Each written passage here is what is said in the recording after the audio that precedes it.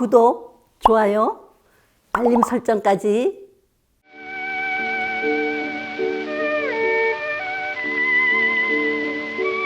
안녕하세요. 안녕하세요. 어서 오세요. 지난번에 그 우한 살롱에서 우리 초등학교 선생님 두 분을 모시고 이야기를 나눴는데 어머니들 반응이 너무 좋았어요.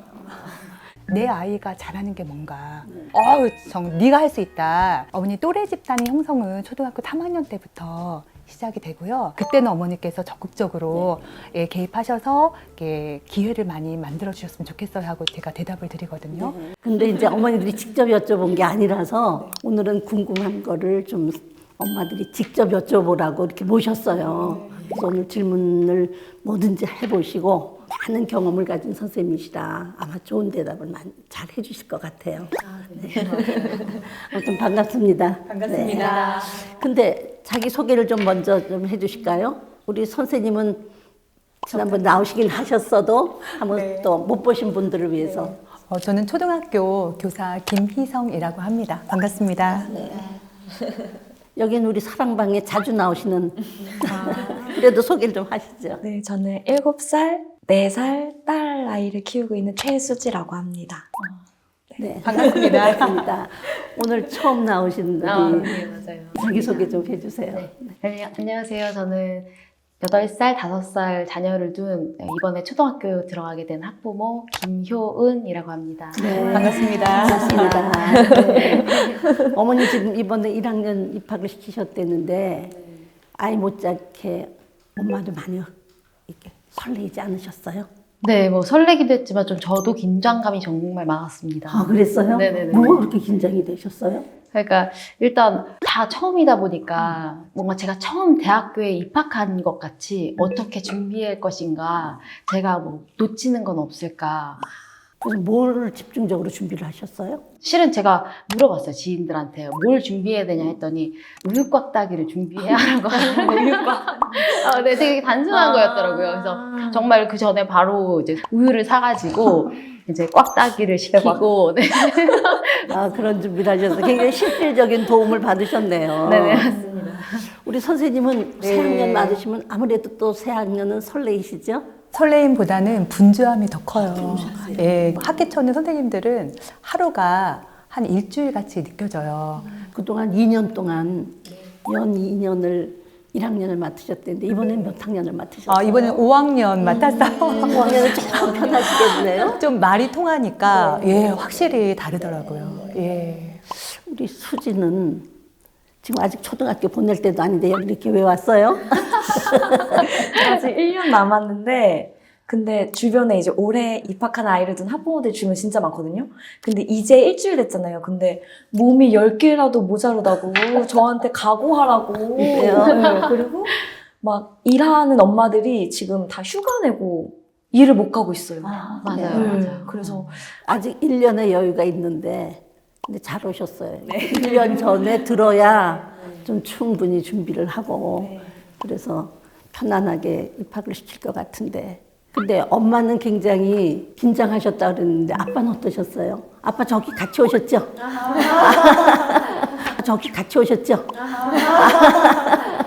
아빠는 어떠셨어요? 아이 처음 학교를 보내면서 아들이죠? 예. 첫째 아들 이제 학교 들어갔는데 너무 올리면 안 되네. 이렇게 들고 있고 웃기지 않아요? 예. 이어서 하겠습니다. 네. 다시 해, 다시. 이번에 들어갔는데 저도 같이 좀 설렘이 있었고 더군다나 첫째가 제가 다니는 학교를 들어가다 보니까 아, 그랬어요? 네. 괜히 제가 더 궁금한 게 더 많아지고 입학식 때도 괜히 제가 막 학교도 안에 들어보시고 막 그랬습니다. 그랬겠네요. 네. 아이고, 아들이 또 후배가 되셨네요. 네, 그렇게 됐습니다. 너무 정말 또 반가운 독특한 경험이었을 것 같아요. 선생님은 새 학년을 맞으면서 어떠셨어요? 일단은 아이들이 어떤 아이들이 올까 그게 가장 궁금을 했었는데 이 학교 오니까 그 전 학교보다 인원수가 일단은 적더라고요. 그리고 이제 통합학급이라고 해서 발달에 지체가 있는 학생이 한 반에 이제 같이 공부를 하거든요. 그랬을 경우에는 반 인원을 2명을 줄여주시더라고요. 그러니까 다른 학급보다 2명 이제 더 적어서 체감상 굉장히 저는 많이 학급 인원수가 줄어서 이게 교육의 질이 학생 수를 일단은 이렇게 줄여놔야 높아지겠구나라는 걸 일주일 동안 솔직히 그걸 가장 많이 체감을 했어요. 그랬어요? 네. 옛날엔 60명, 70명이었어요. 한 반에. 근데 30명도 많다고 지금 25명. 제가 라떼입니다.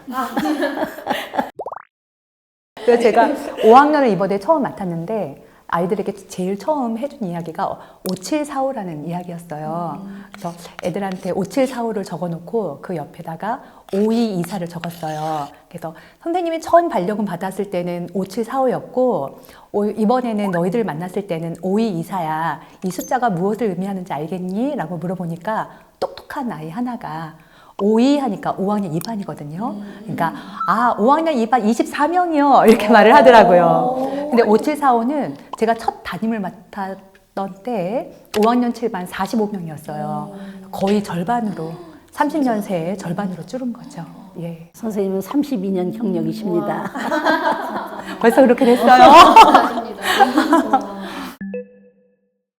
45명이었는데 30년 만에 25명으로 줄었다는 얘기잖아요. 예. 50년 전에는 60명, 70명이었거든요. 이제 이런 속도로 줄으면 5년 후면 반으로 줄 거다 이런 얘기를 하거든요. 그럼 또 5년이 지나면 어떻게 되냐고요. 상상이 되세요? 그때는 제가 퇴직을 하고 없었던데 거기까지 상상을 제가 안 해봤는데 일단은 선생님들 입장에서는 적은 아이를 하면은 한 아이에게 가는 시간과 관심이 더 많이 가니까 아이들에게도 좋고 선생님에게도 좋기는 하지만 우리나라 미래를 생각해서는 정말 큰 문제죠. 학생 수가 줄어들어서 선생님들 생각에는 질 좋은 교육을 할 수 있다 이런 생각을 할 수 있지만 아이들이 없으면 질이 아무리 좋은들 무슨 소용이 있겠어요. 그러니까 이게 우리나라 미래를 생각하면 정말 가슴이 섬찟한 이야기예요.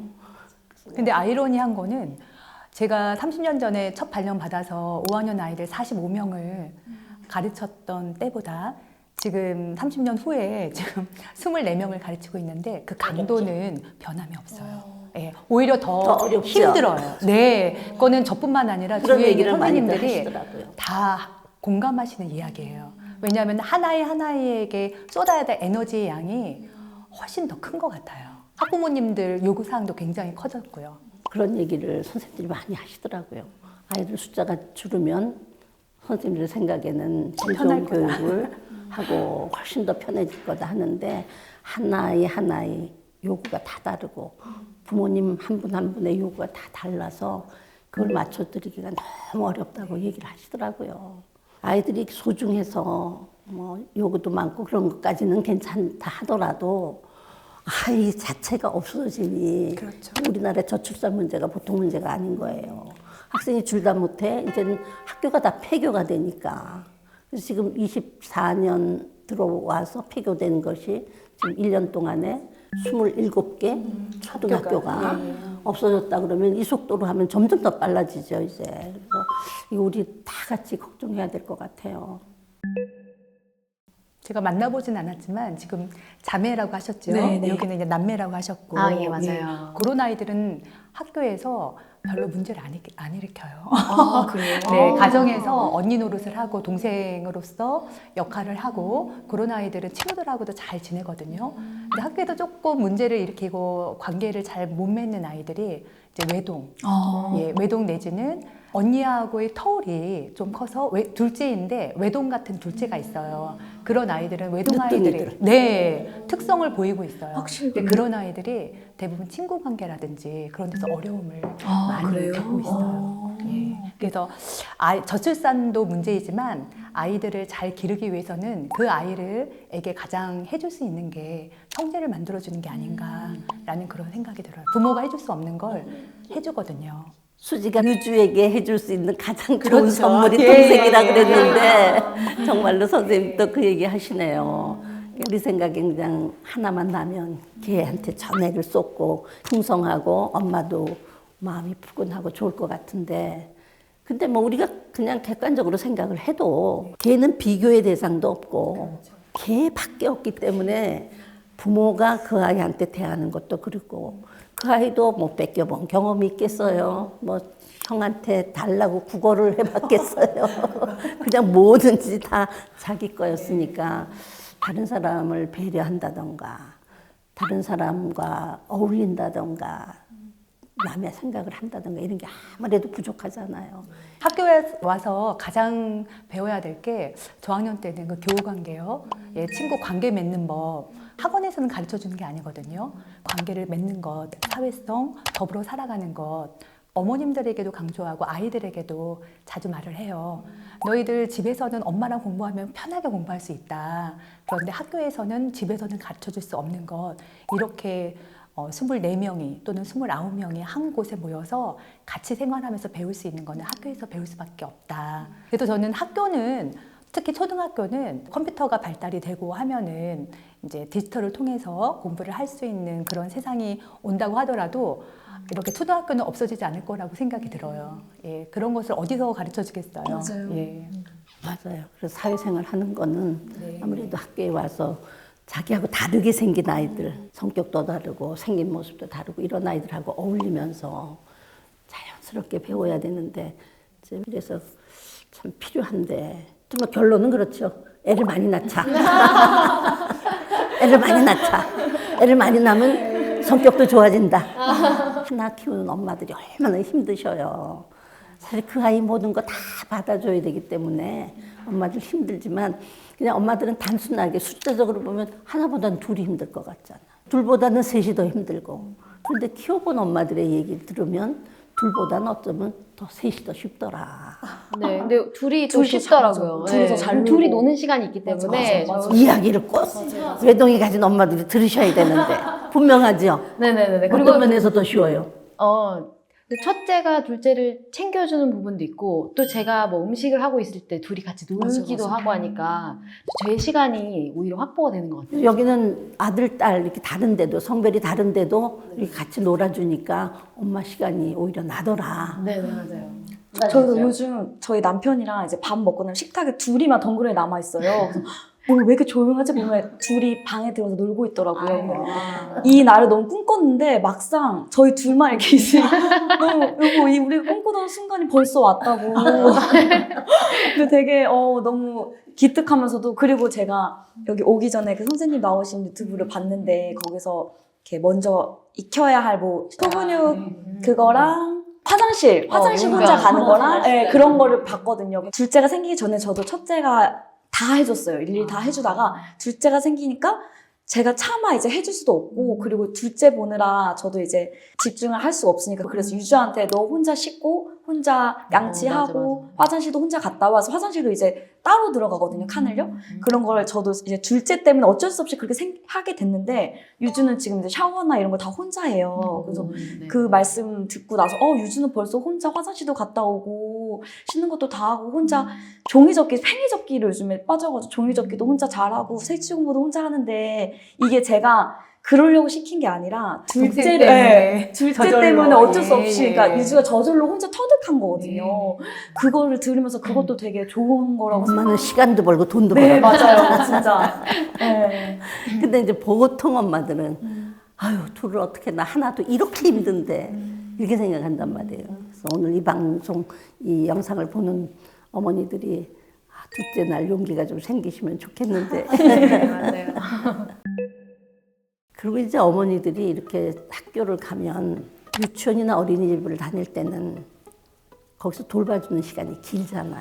근데 초등학교는 이제 일찍 끝나는데 그럼 그때 어떡하느냐. 그래서 지금 이제 국가 차원에서 늘봄 교실이라고 아침 일찍 그리고 저녁까지 아이들을 봐주겠다 이렇게 지금 선언을 하고 그것도 앞으로 시기를 좀 앞당겨서 이번 학기부터 한 2,000교가 시작을 네, 한다고 네. 그랬나요? 그렇게 해서 이제 실시를 하면 어떻게 좀 일하는 엄마들한테 도움이 될까요?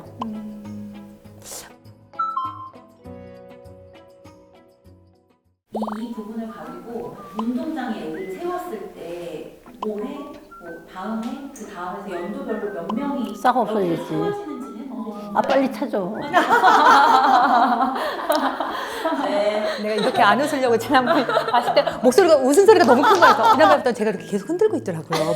몰랐는데 그래서 흔들지 말고 그냥 웃음소리 너무 크게 하지 말고 두 가지를 제가 준비하고 왔는데 한 10분 있으면 다 그대로 나오더라고요. 저도 초반에 조심하고 웃지 말아야 돼. 그치, 그치. 자기 다 자기 하던 습관대로 완전 말가닥처럼 계속 막 감출 수가 없어.